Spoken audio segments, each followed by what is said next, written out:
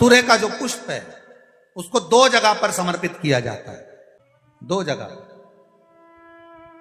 एक धतूरे का पुष्प जहां भगवान शंकर का जल चढ़ाने जाते हो, पूजन करने जाते हो, स्मरण करने के लिए जाते हो, वहां अशोक सुंदरी वाली जगह पर धतूरे को, फूल को समर्पित किया जाता है। एक दूसरे नंबर का धतूरे का जो फूल होता है, 2 फूल जब हम समर्पित करने जा रहे हैं तो एक अशोक सुंदरी वाली जगह पर, फूल का जो मुख होता है, मान लो ये फूल है धतूरे का, वैसे तो धतूरे का फूल लंबा होता है, आपने दर्शन किए किस किसने करे ना, सबने दर्शन, धतूरे का फूल लंबा होता है। अब वो लंबा जो पुष्प है उसका जो खिला हुआ भाग है, जो खिला हुआ, और पीछे की जो डंडी है, तो अशोक सुंदरी वाली जगह पर जब हम समर्पित करते हैं, अशोक सुंदरी वाली जगह पर जब हम उसको चढ़ाते हैं, तो जैसे ये शिवलिंग है और यहाँ सामने अशोक सुंदरी की जगह है, तो जो अशोक सुंदरी वाली जगह पर हम पुष्प समर्पित करते हैं तो खिला हुआ जो भाग है, जो खिला हुआ भाग है, उसको इस तरह से रखते हैं कि शिवलिंग की ओर उसका खिला भाग जाए, और डंडी का भाग इधर गणेश जी, कार्तिकेय जी और 33 कोटि जो देवी देवता हैं उस ओर उसका भाग जाए, उसका भाग ऐसा समर्पित। एक दूसरा, शिवलिंग पर जब हम धतूरे का पुष्प समर्पित करते हैं, शिवलिंग पर जब हम धतूरे का पुष्प समर्पित करते हैं तो उस फूल का खिला हुआ जो भाग होता है उसका मुख हमारी ओर होना चाहिए, अर्थात डंडी का मुख जब शिवलिंग पर चढ़ाएंगे तो डंडी का मुख उधर हो और खिला हुआ भाग हमारी ओर।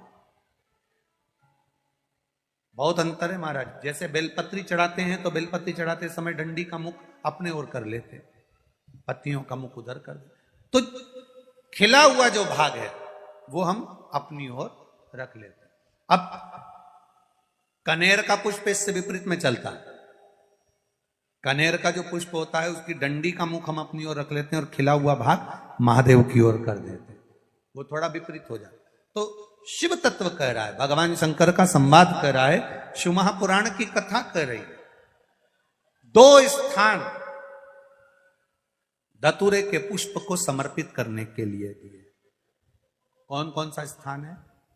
जम के बोलो, पहला जम के बोलो, अशोक सुंदरी की स्थान पर खिला हुआ भाग कहां होना चाहिए? महादेव की और डंडी का भाग जहां 33 कोटि देवता हों, गणेश जी, कार्तिकेय हों, उस ओर। और दूसरा देवादिदेव महादेव के शीश पर। पर भगवान शंकर को धतूरा क्यों चढ़ाया जाता है? वो धतूरे का प्रमाण क्या कहता है? तो शिव महापुराण की कथा में रुद्र संहिता के अंतर्गत महाराज अगर आप पढ़ेंगे तो उसमें व्याख्यान वर्णन मिलेगा कि मनुष्य के जीवन में प्रतिदिन असत्य बोलने में आता है, उसके मुख से कई बार असत्य का संबोधन निकल जाता है, झूठ निकल जाता है, असत्य निकल जाता है। तो हमारे यहाँ शास्त्र कहता है सबसे पहला धतूरा भगवान शंकर को अगर किसी ने समर्पित करा था तो ब्रह्मदेव ने करा था। जिस समय भगवान ब्रह्मा का सिर कट चुका था, शिवजी उनको कहते हैं, ब्रह्मदेव ये धतूरा आपने मुझे चढ़ाया है।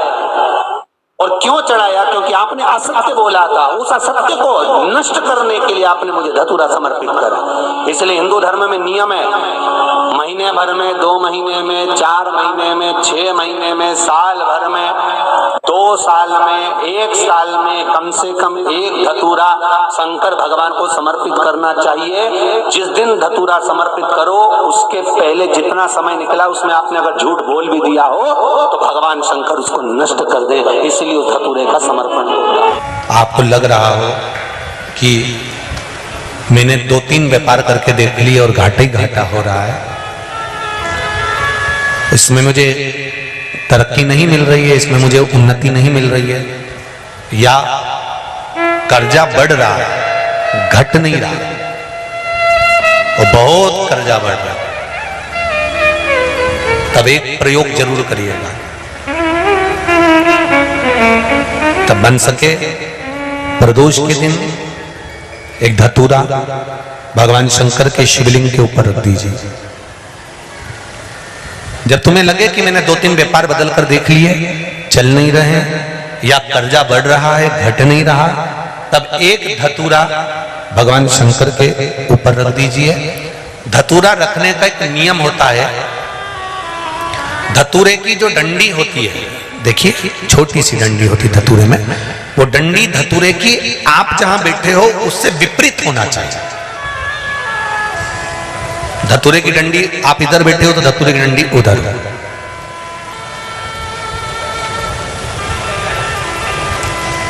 अपने को लग रहा है कि व्यापार मैंने बदल लिया, 2 बार 4 बार 6 बार व्यापार बदल के देख लिया और कर्जा बढ़ रहा है, पर व्यापार भी नहीं चल रहा। फैक्ट्री डाली वो भी बंद हो गई, दुकान डाली वो भी बंद हो गई, कुछ काम करा वो भी बंद हो गया। जहां संबंध के लिए जाते हैं संबंध नहीं होता है, बेटा बेटी बड़े हो गए उनका कहीं जम नहीं रहा, बहुत प्रयास करके देख लिया पर हो नहीं रहा। तो प्रदोष के दिन धतूरे को रखिए पर डंडी विपरीत दिशा की ओर हो और 1 लोटा जल धीरे धीरे उसी धतूरे के ऊपर आप चढ़ाना प्रारंभ कर दीजिए जो शिवलिंग के ऊपर रखा हुआ।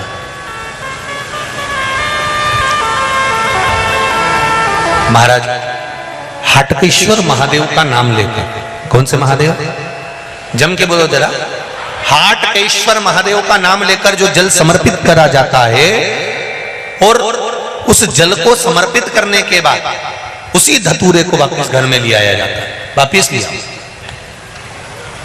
उसके बाद तुम जिस कार्य में हाथ डालोगे और जो कार्य करना चाहोगे उसमें सफलता मिलना चालू हो जाएगी और कर्जा भी धीरे धीरे चूकना प्रारंभ हो जाएगा। संबंध नहीं हो रहे होंगे तो संबंध होना प्रारंभ। कौन सा महादेव? जम के बोलिए जरा। हाटकेश्वर महादेव का स्मरण। हाटकेश्वर वो शिव तत्व का सुख अपने आप प्राप्त होने लगे, अपने आप। महाराज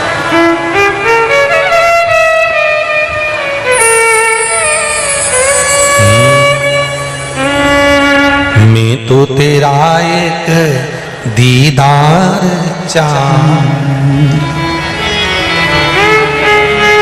दीवाना तेरा तेरा प्यार। ओ काशी वाले रे, ओ डमरू वाले रे, ओ काशी वाले रे, ओ डमरू वाले रे, मेरा दिल तुझ पे कुर्बा, ओ काशी वाले रे। उस मंत्र का जाप सभी लोग अपने अपने स्थान पर बैठकर करेंगे और निवेदन करेंगे देवाधिदेव महादेव से कि जीवन का सब सुख आपके चरणों से हमें प्राप्त हो। श्री शिवाय नमस्तु,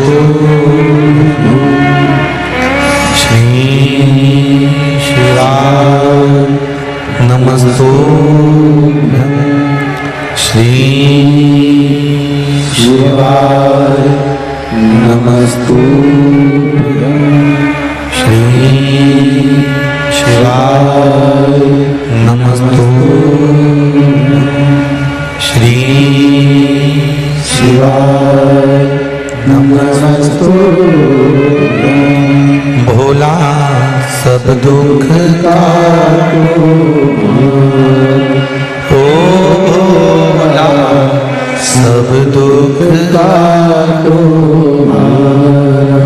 शिव शंकर जपो तेरी माला, भोले बाबा जपो तेरी माला, भोला सब दुख काटो मारा। ओ भोला सब दुख काटो मारा। भगवान भूत अधिपति भूतेश्वर भगवान शिव जो जीवन का एक सुख प्रदान करने, सती मैया के साथ में भगवान देवाधिदेव महादेव का मंगल विवाह हुआ। भगवान का मंगल विवाह सती जी के साथ में हुआ। विवाह करने के बाद भगवान शिव माता सती को कुंभज बाबा के आश्रम में ले गए।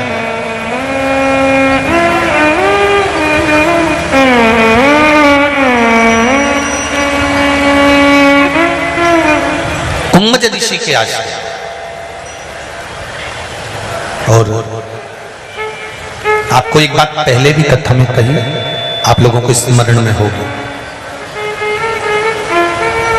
शंकर भगवान और सती माता दोनों कुंभज ऋषि के आश्रम में बैठकर कथा सुन रहे हैं।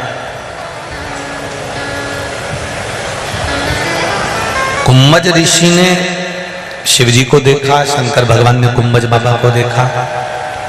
शंकर भगवान ने कुंभज ऋषि से कहा कि मेरे मन में जो भाव है वो पूर्ण हो। अगस्त ऋषि कुंभज ऋषि ने कहा, भोलेनाथ जी